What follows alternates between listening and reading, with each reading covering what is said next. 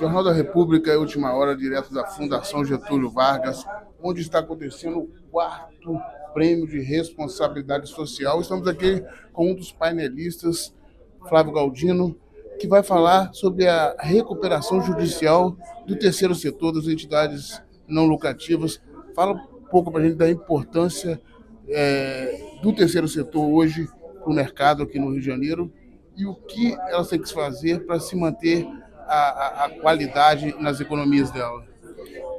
Enfim, o projeto aqui é muito interessante, né, porque coloca em discussão um tema que está sendo debatido no Superior Tribunal de Justiça nesse momento, que é justamente a forma de aplicar a legislação de reestruturação, legislação de recuperação para essas entidades que são organizadas sob formas diferentes da forma empresarial. A lei foi pensada para as atividades empresariais e para as entidades que usam a forma empresarial. Mas a experiência demonstrou que muitas entidades que não se utilizam de forma empresarial desenvolvem atividades econômicas muito relevantes, notadamente nesse ambiente de terceiro setor. São entidades educacionais, eventualmente entidades esportivas, entidades até religiosas, e essas atividades econômicas são igualmente relevantes para a coletividade, além das atividades empresariais.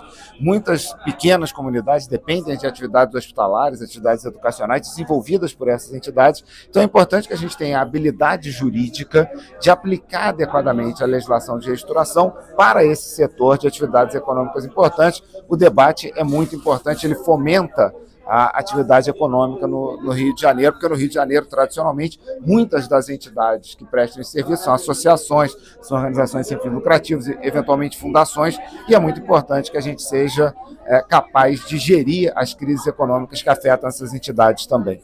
A gente sabe que para a contratação com o serviço público, elas têm uma certa dispensa de licitação, mas exige-se muitos SEBAs, exige muitos certificados, exige muito provar que tem projetos naquela área. E como que uma instituição que está começando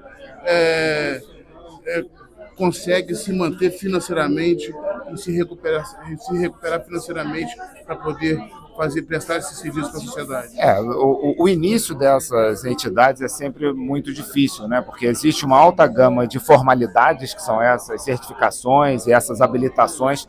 Essas formalidades normalmente exigem muito investimento, né, das pessoas que constituem essas associações. E com o passar do tempo, essas entidades elas acabam sofrendo os mesmos problemas operacionais que as empresas. Elas têm atividades econômicas, ou seja, elas cobram por serviço, elas recebem prestações, e elas então precisam de algum tipo de regime jurídico de proteção semelhante ao das empresas. O que a lei de recuperação faz é isso. Quando a empresa se encontra em dificuldade, a gente suspende a exigibilidade das dívidas e reorganiza a empresa.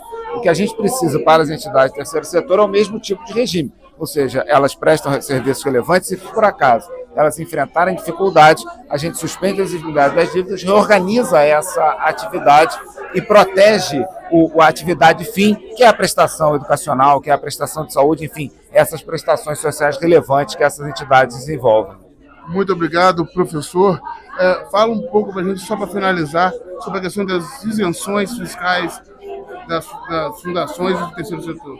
Essa é uma questão agora também de alta indagação, especialmente em período de reforma tributária, né? A gente tem que entender como o Congresso vai tratar essas isenções. Muitas dessas entidades só existem em razão das isenções proporcionadas pelo poder público. Se essas isenções não forem preservadas aí com a reforma tributária, a gente vai ter que montar um outro arcabouço para o funcionamento dessas entidades. Obrigado, professor. Última hora, notícia levada a sério.